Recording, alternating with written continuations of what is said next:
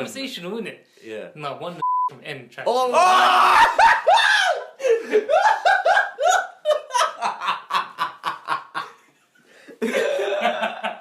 I'm sorry. Bro. You cannot say this stuff. I'm sorry.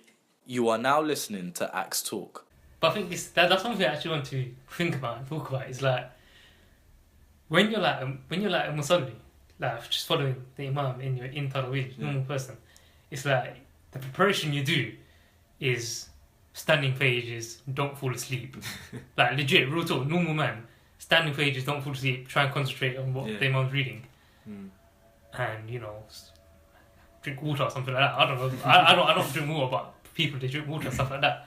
Why the police outside my house, man? So, man, what did you do? Come to my house when the jumper, bro. Sorry, you were saying? But yeah, so like, those are the things that someone who attends the Tarawih, they think about. Don't fall asleep, make sure your legs don't hurt, drink some water, listen to what the imam's reciting. Just make it through that 20 minutes. Just make it through, fam. Like, forget whatever happens in between, fam. Just make sure you start there and you end there and you can go home and tell your mum that you went Tarawih. It's like, but what is it like leading it? From Fajr to Isha, it's just thinking about what you're reading. You're constantly going over it, like, you don't care about how much food you eat iftar. It's just, you just think about what you're going to recite. And it just stresses out the whole day. I remember my first year, I had no experience, obviously. So it was like... For your first year, if I recall, you actually did quite well compared to people who have been doing it for years and years and years. Is it? Honestly. I don't think I did too well because I was... I don't know if you could tell, I was so nervous. For a first timer, yeah. Sure. I don't know. But yeah, it takes out a lot of... What's the word? So much time and... Brain consumption. Brain consumption, yeah. Capacity as well. Yeah. It just stresses out the whole day. But just because obviously let's say there's several of you leading, and you obviously all split it up. Yeah. Isn't it easier for you guys to perfect like your, let's say how many sides do you do? Let's say roughly. Okay, so like we do 6 sides each. Let's say. Wouldn't that be easier? That is easier. Learning it is easy. It's just the fear factor of getting a mistake just kills you. Yeah, I mean, you can feel that about leading a normal salah itself. So being for Tarawih, I can't imagine how that is. But then the best feeling is after Tarawih, when you're going home, that's the best feeling. Why? Because like, for that, like at least for the next few hours, you're just calm. No stress. That's the only time that you get to relax. Yeah. See, one thing with me, it's like, for years now, when it comes to like, hafidh, and if someone's a hafidh, like, fam, I think there's some sort of super saying, like, I've never yet. You're the first ever hafidh that I've ever directly spoken to, like literally like on one-to-one conversation, like actually engaged in conversation with. Otherwise, I've always made like almost set a boundary, said no, I'm not going to talk to them.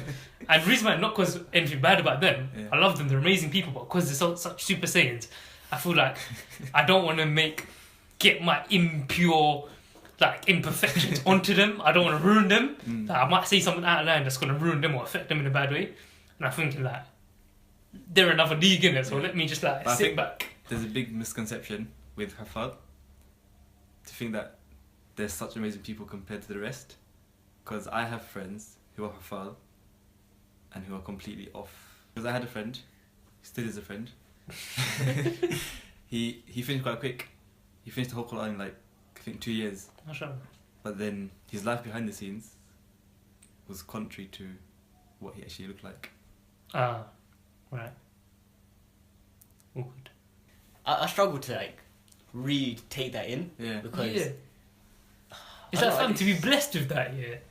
It's like to be chosen and blessed to take on such that position. It's like there's got to be something going right. That's you can't be too quick to judge. But then you can't be too quick. Yeah. We should never be too quick to judge. But you should always hope. Yeah.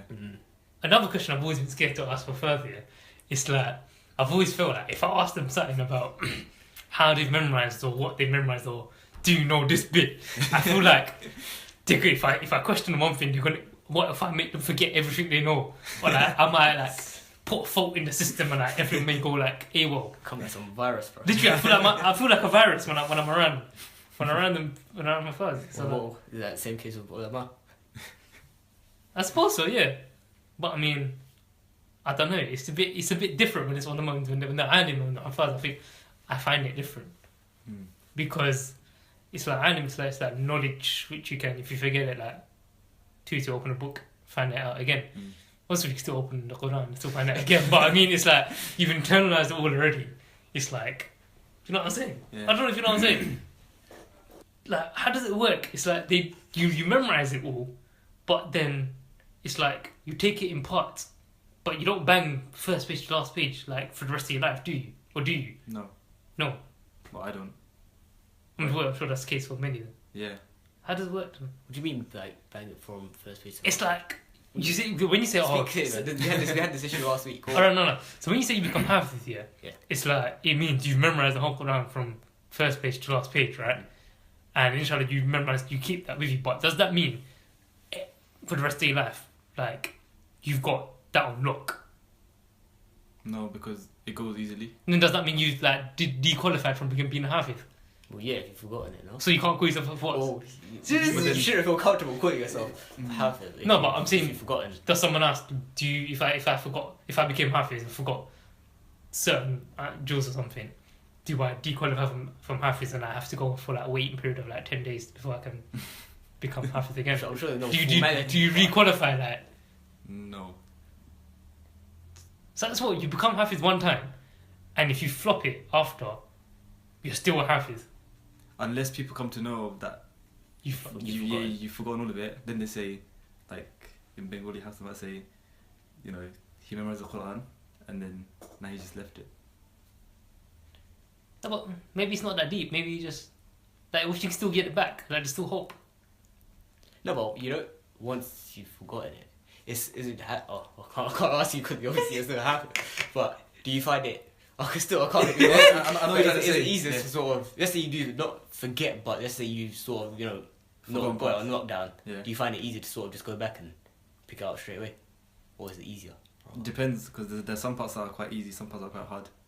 So if I've forgotten it, it's harder to re-memorize it once you've forgotten than it is to actually memorize it in the first place. Is it? Actually, you know what? I can say that sort of as well. Yeah. As well, yeah. So That makes it is. sense. Because then you feel like you know it already, But- and then Yeah. That's some parts, like you said. Some Yeah, parts some are easy, parts. some parts are a bit more difficult. Well, you I'm kind of mesmerized, isn't it? Because I've never been able to have this open conversation. ask away, innit? Still. How do you sort of revise it? What's your effective method?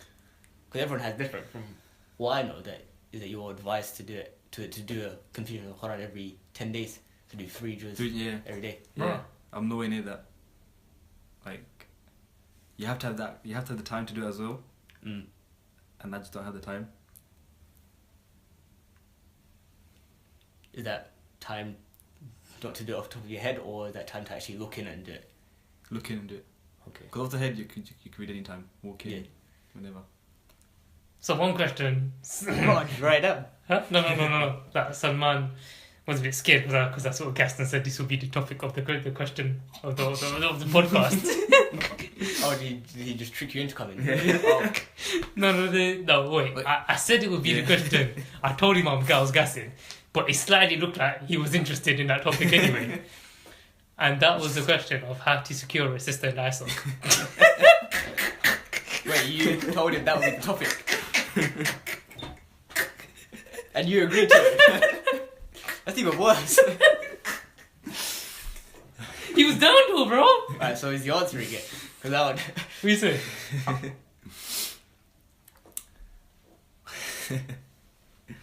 I'm interested. Because you're head boy of your ISOC, innit? Yeah. Calm.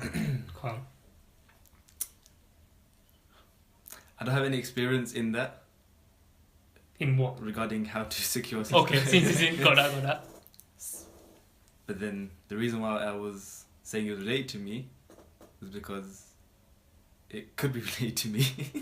Okay. Yeah. They don't answer the question. No, but if you don't want to answer it, then that's the waste for even asking. No, like, I've actually heard of a head boy and head girl getting married. No, it's not head boy, head girl. Hey, what? Huh? Oh, okay. He just disclaimer in it. Yeah. Oh. For all my friends that are listening. No, I'm not. No, but I've heard of that opinion. But look, but is it okay, like, for that stuff to sort of happen? Yeah. If it's gone about properly, then why not? Because I mean, like, I remember Sheikh Noor Ali Khan, he like had a talk on this, and I think everyone's always heard it. It's like in ISOC formalities, it's like the head boys and the boy brothers and sisters that have to work together and stuff like that. Yeah. But then like there might be a certain like project that they're working on, one brother and one sister working on it, and sort of delving mad deep into their activities, Yeah. speaking to each other a lot, seeing each other a lot. It's like, but it's all for a good cause though. Mm. But then there is an argument that regardless of what cause it is and how big it can be, if you're sinning through it, then there's no point. Okay, but then but I feel like a strong image is that in the ISOC is like, oh, but it's ISOC. It's like it has to be done. ISO can be used as an excuse. True. If it is getting to the point where, okay, now they're up late at night just talking. But what if like they got something going on next day? If they're working, like they're actually, working towards something in terms of, let's say they've got an event tomorrow morning, coming up, yeah. whatever. And obviously they're keeping it within boundaries. Then I don't see, why that should be an issue. But if the moment one of them catches feelings, But it's so easy though. they take yourself out of the situation, isn't it? But isn't that okay though? It's like, is it okay though? What, to catch feelings? Yeah. To catch feelings is natural. Yeah. It's gonna happen. Yeah. Especially when you're alone, it's gonna happen. And when you're in that environment as well. Everything just seems so halal, bro. Exactly. That's what It's like HMC everywhere, fam. There was one thing that I actually wanted to talk about, going back to Quran, but obviously now it doesn't really No. tie in. Go for it, bro. One thing that myself and you, we actually did when we were in college was we sort of set ourselves to memorize a long surah. Yeah. Like, obviously I don't know whether we had the intent to actually memorize the Quran, but Yeah. we actually set I made a ourselves- funny intention still, which I'll go into after. But go on. Yeah, no, we sort of set ourselves a long surah to sort of memorize. And honestly, I felt that That was wicked.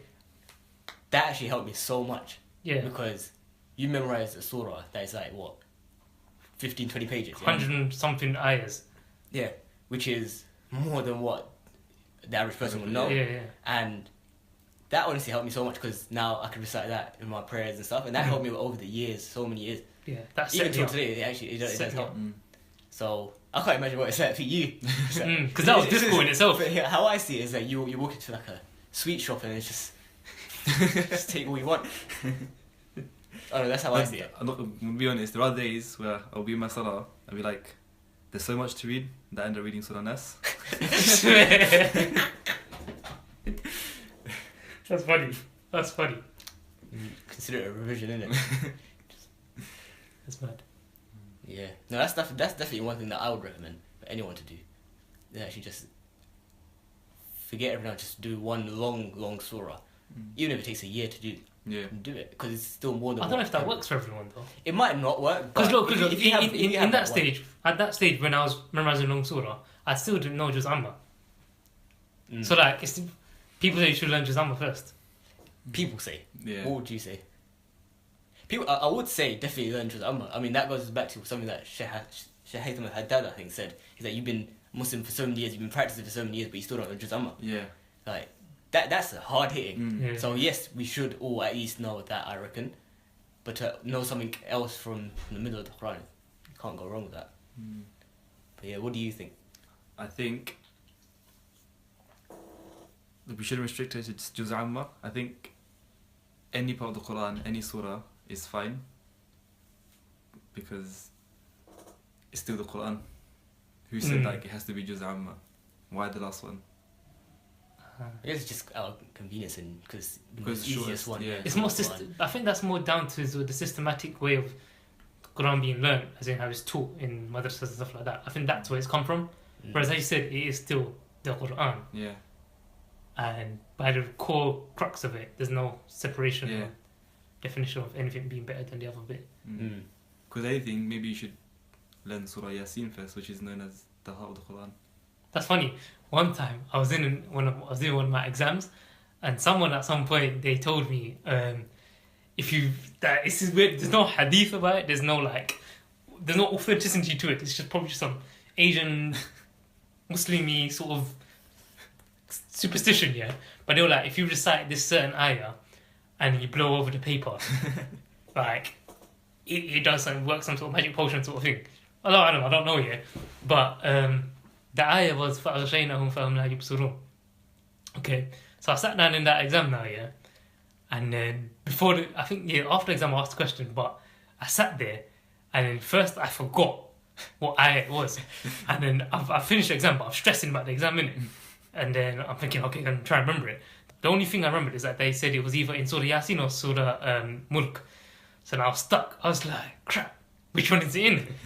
Bruv, I sat there, I recited both surahs to find out which one is it. I clearly had that much time in the exam still, so alhamdulillah it went well. How'd that exam go? I passed it still, but then it's like, I recited all of Surah Mulk, I recited Surah Yasin, but I still didn't clock that I was in Surah Yasin. And I had to recite Surah Yasin once more halfway through, and I clocked it was right in the beginning of it. And then what I asked them after, it's like, I said, yo, you said like to recite the ayah, but it's like, you said to blow over the paper, innit? That was a computer exam. So I blew over the keyboard and the screen as well. Does it still count? Like, you don't know.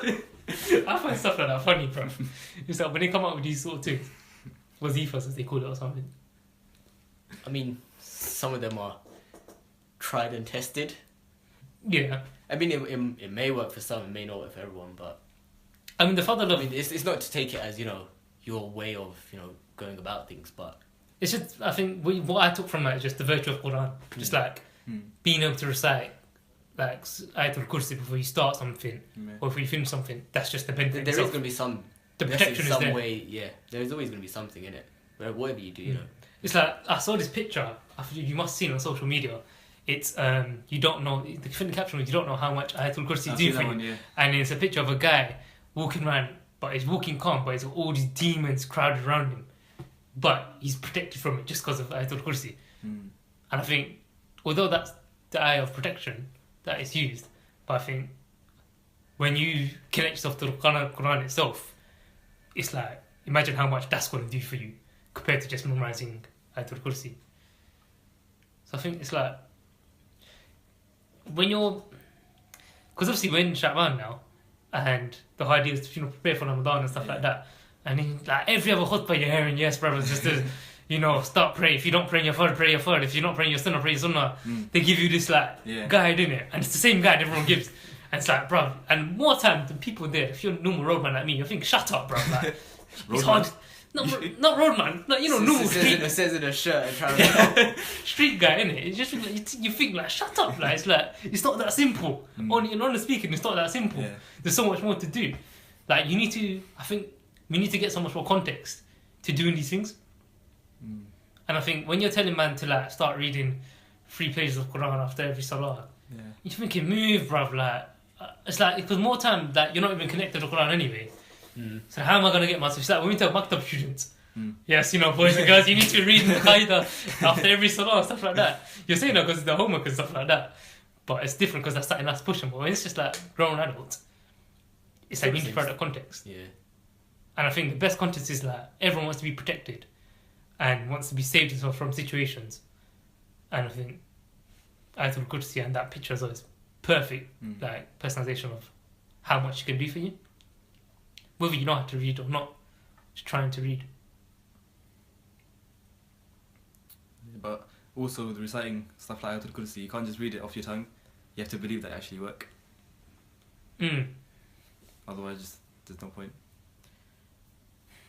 For example, that's with a lot of things. Like you can't just do anything with an empty mind. Yeah. Always be conscious, innit? Sort of what you're doing. But I mean, it's like more time. It's say you do read empty-minded. It's like I don't, but like you still hope and wish that you're getting some sort of benefit out of it. It's better to recite and read empty-mindedly than to not read. But it's just a matter of progressing by now from reading it empty-mindedly to actually reading it mindfully. I remember listening to a talk by Mufti Bank. It was on saying istighfar every day, and how the Prophet used to say it 100 times a day. But then he said, it's better that you say it once a day rather than 100 times, if that one time is more sincere than just saying stuff off your tongue. It's better to say it once, but you know what it means and you know what it can do. It's all a matter of doing, isn't it?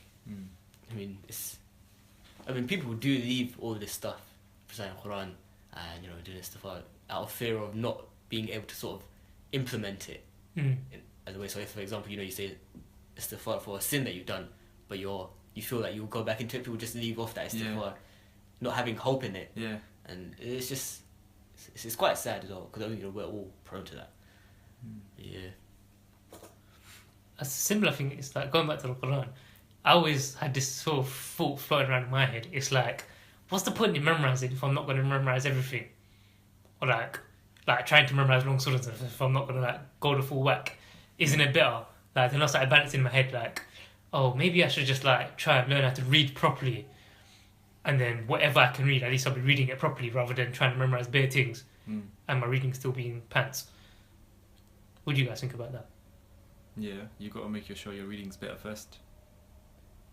Yeah, that's the first stepping stone, isn't it? Because more time, I've seen a lot of brothers here. It's they know a hell of a lot more surahs than me, big surahs as well. They don't know how to read, but the reading is dead. But I'm not sure they still learn the thing, and the fact that they can stand in salah, they can bang that whole surah. Now it would be harder for them to actually rectify their reading, then go back over what they memorized. If you're talking in that sort of teachery sort of aspect, then but then from the virtue of it, it's they've learned a lot more Quran than me. Yeah, but is the virtue there if they're reciting it wrong? But the still intention is still pure, but they're just flopping their... But most of the time you can't blame them, because most of the people are from the people of, 10, 20 years ago, where their tajweed wasn't all that. No, I'm talking about young brothers as well, but they just not learned, gone in that environment. Not everyone's had that sort of... They just sort of started practicing after college or something, and then they've embarked on this journey of memorising. No, you can't fault them for having memorized, because obviously you got to give them credit for that. But obviously one of the fundamentals is actually giving the Quran its rights by reciting it properly. So that's for the ayn upon everyone, isn't it? But I think it's in our place, it's because there's so many brothers. There's one brother who's HAFIZ, and I've shown you his recitation, beautiful, but he looks like some buff-looking Western dude. I'm just gonna put it out there because of who he is. And he got normal acts, but then it's I've seen there's this almost sort of hierarchy that sort of goes on. It's this brother. HAFIZ. Yeah, it's so there's one brother who's that's every even in college you had that. If you're a HAFIZ, you're the top dog. Yeah, no. But then there's also a hierarchy of the context I was talking about. It's one guy can't recite properly at all, but he can give you a whole half an hour, 2 rakats for half an hour. Another guy, he can recite beautifully, but he can only give you Surah Nas. It's and it's them ones who leads Salah? Who leads Salah? Who leads the Salah? But you're in ISOC or just in a masjid and there's no imam. Who leads the Salah, bro? In the ISOC? Yeah. In college? If I'm there, then me. Alright, but in prayer room in general, it's if a HAFIZ ain't there. Because that's when it's beef, bro. It's man are getting pushed to the front of the most knowledgeable, isn't it? And that's what's always happened. That reminds me, it was just yesterday. It was Dhuhr time. I walked in, I played with my friend, just the 2 of us, and then 4 guys walked in, and none of them wanted to lead. For about 10-15 minutes, they were both pushing each other. Yeah! Just killing each other. In the end, they just played on their own. They don't know how to lead. Deep. That's mad, that's extreme. You don't have to read out loud, you say out loud. But no, it's I think, when I had my long hair, just relating back to episode 7, whatever it was, it's that's when I used to get pushed forward to lead a lot of times, because it's the image, innit? So more time, anyone who looks like they're on job, they're leading. And I've seen so many guys who, they're not very practicing at all, but they were wearing their thobe and a hat on that day, and they're leading. They're leading all 3 salahs, just because they look that way. But then, and it annoys me so much. It annoys me because there's so many low-key kuffars that in our thing here, but they're just still chilling 3rd row. And even in the Jummah, it's you got some bad man kuffars chilling there in the Jama'ah, but they're not up front leading these are the people who should be leading and pioneering Yeah. the whole thing. Yeah. But then they're taking, I don't know if they're taking a back seat or if they're being pushed back. I don't know. I've come across a situation where they're sort of taking a back seat. I don't know if it's out of humility, but in our college we had so many good reciters. And speaking of good reciters, remember that one? So, No. Remember first year the Suleiman, the one who came, they let that away. Pungui is quite dark. Hafiz Mizan. Yeah, the one, yeah, he became on a This guy has a Q factor. Yeah, he's got a really nice voice, and I think like he got like I don't know, he got some sort of scholarship in Malaysia or something because of how like good his recitation was, and everything. But he'd always take a back seat. You'd have to force him to like read Salah. Crazy. That's like me. Like I wouldn't willingly just. I think see like you're in that mindset where you want to just willingly Yeah. go do it just because you know the Quran. I think everyone's in that mindset. I think that humility aspect is beautiful, but it's like, it's them ones where It's- when you know it's like, there's going to be a bunch of nonsense who end up reading Salah anyway. Yeah. I have enough belief in myself. I think he even said it to me as well one time. It's like, if you trust yourself if you trust yourself more than you trust the next person, then you should take it upon yourself to go and run things. Yeah, but then if I do that, I just feel like, why do I feel I'm better than this person? Yeah, I it's- feel the same. I feel the It same. could be both ways. Like you might feel like, oh, why, me putting myself forward might make me feel like I'm superior. But on the other end, it might be like, Allah might even ask you. Oh, true. Yeah, because you've been given that you're right. the most knowledgeable. This person may have, messed up that salah for everyone. Yeah. But you had, although you're capable, why did you not put yourself forward? Yeah. 'Cause I don't see it. And I think- If a Hafiz actually came forward and put himself forward, I wouldn't see it as bragging or anything. I would think you have more right. That you Yes. should be doing it. Yeah, 100%. If you come up and with your chest down and like, Tell man, shut up and that. you tell everyone how long it took you to memorize the Quran and everything, then there's a problem. So, but yeah, man. But that's never happened, so I don't know. People need to step up sometimes. I think I remember the guidance that was, Especially just on this tip, especially yourself. I think because you might not be as confident. Yeah. It'd challenge you definitely. It'd be taking you out of your comfort zone. Yeah. And it would definitely be a learning curve for you. I think. Even that, I've been leading for 3 years now. Yeah. In college, I've been leading for 2 years now. But still, every Jumu'ah, I just don't have the guts to say, okay, I'm leading this week.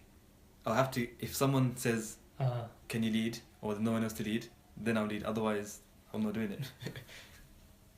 because I've always felt like, why do these people have these rotas and stuff for khutbahs and stuff? Like, bruv, just get the bad man that can run things and let him do the thing. It's like in a masjid, you got the main imam who runs things, so he's running things. No one's taking him down from his position.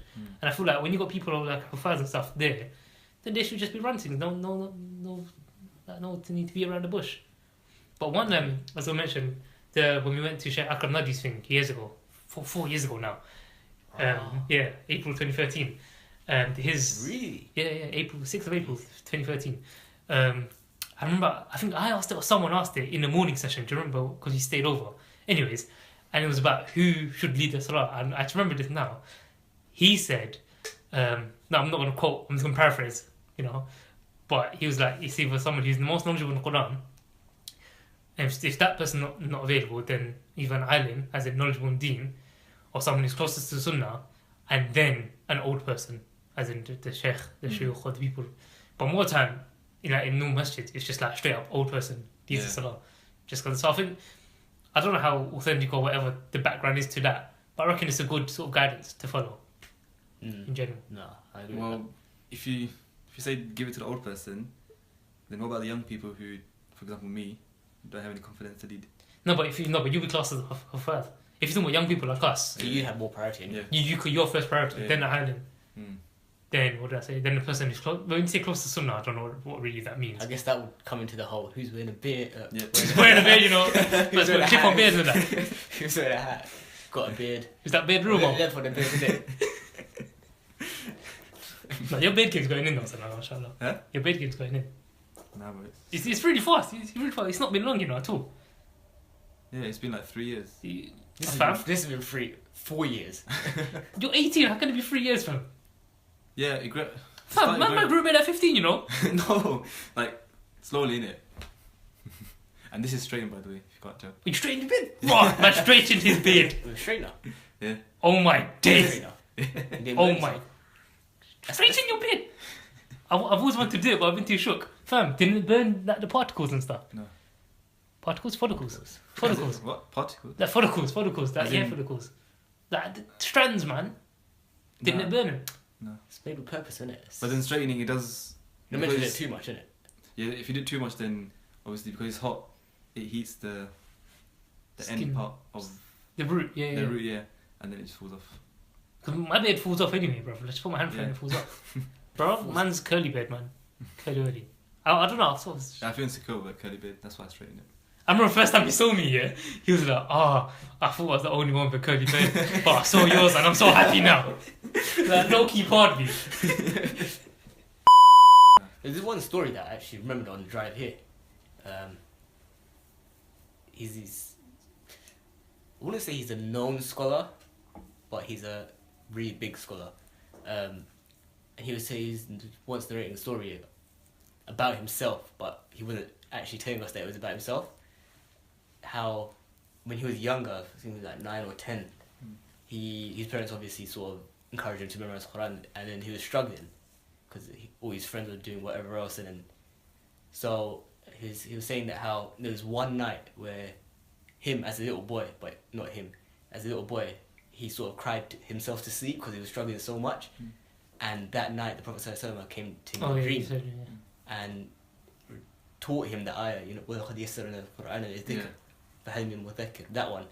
And then he woke up the next morning and hadn't memorized that. So he went to his teacher and goes, like, where is this from? And then the teacher obviously told him where it's from. And then the teacher asked him, who told you that? Like, who taught you that? Because you're not there. Yeah. And, you know, and I find that so amazing that it's just crazy.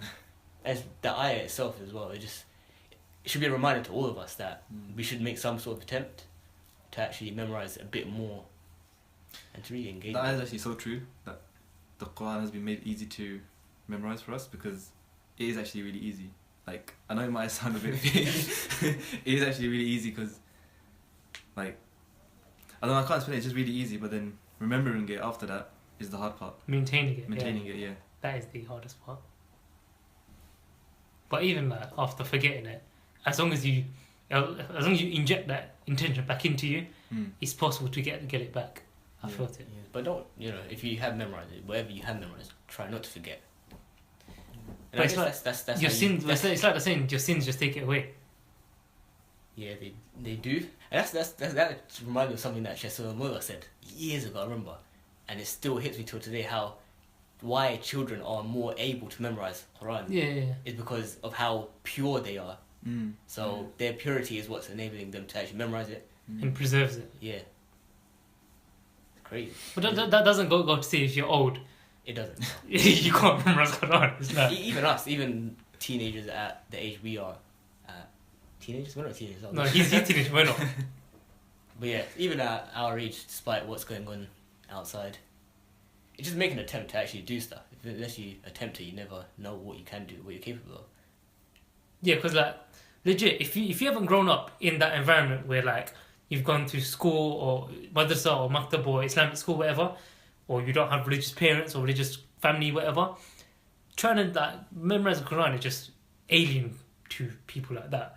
Because like it seems like because the world we're living now, as you said, it's like that holds no substance in my life whatsoever. It's like, fam, I need to protect myself from sins and stuff like that. I need to protect myself from fitna outside. Brother, I need to like do this and that. I don't have time to be sitting at home trying to memorize Quran. Like, that's generally the sort of aspect that we're given. Also, the reality is that we do become busy as well. I mean, looking back 3 years ago, we had all the time in the world. Yeah. I mean, just before our exam, we're just chilling there. we were, like, everyone's got their books out, everyone's in the library, me and him are just chilling there, like, where is everyone? Right, we had all the time in the world, and that is one thing that I regret, not using those years to do so much more. But yeah, once you get older, that's it, man. Yeah. So honestly, that's one of the blessings, one of the biggest blessings that you will see that you have. I mean, you will see it 3 years from now. The fact that you memorize the Quran, you will be so grateful for it. Yeah.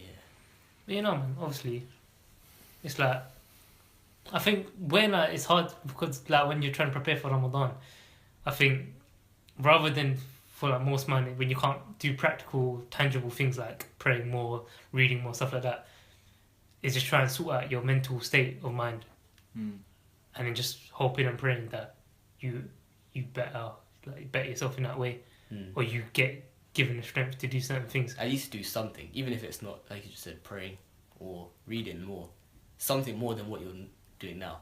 Anything extra, anything, man. Yeah. Ramadan, and even outside Ramadan, use Ramadan as an excuse to actually do it. Oh, it's catalyst, isn't it? Yeah. Yeah. But I know, when every Ramadan goes by, it's like you hear the same thing and you think like, oh, like, nothing happened. Peak. It's like, what's next? Did I flop? You know, it's just the awkward things there. But I think it's them ones that you just got like, if you can't do the main thing, don't do it. If you can't like take on more actions, don't take on more actions and overburden yourself. And just try and sort your mental state of mind out, man. Because that's what pushes you the most, I think. Yeah. It was very fun having Salman here. I enjoyed it a lot. What do you think, Mo? No, definitely. I mean, different insight, innit? And you got to ask your lifelong questions. Yeah. Do you have any more questions? Maybe after the podcast, innit? I'll DM you them. Oh, you don't? Do you think you have Instagram? I got my personal one. Oh, yeah. Hold that. If you want followers, Just just throw that little shout out. Go Oh on. yeah. What? Personal one? Yeah, fam. No. Oh. Well, the Karam one is just not active anymore. It is active, but Follow it anyway. Give them a shout out.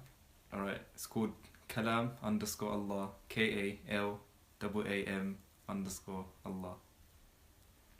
Follow Yeah. it if you wanna. But I'm not active on it, so don't DM me. Alright, you man.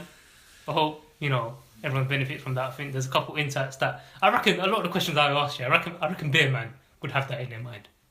Yeah. Yeah? So, hold tight. I took one for the team. I already feel like a waste man for asking it. But, follow man on Twitter. I've got 60 something followers now. I'm getting their followers from my podcast. At NAZRMED, that's Naz Ahmed. Shout out Sadiq, man's in his exam season. Inshallah, he does well and all you man do well. Follow him on Twitter, @sadman_. As always, can't follow Mo, so just pray for him. And yeah, man. Jazakallah for listening. Assalamu alaikum.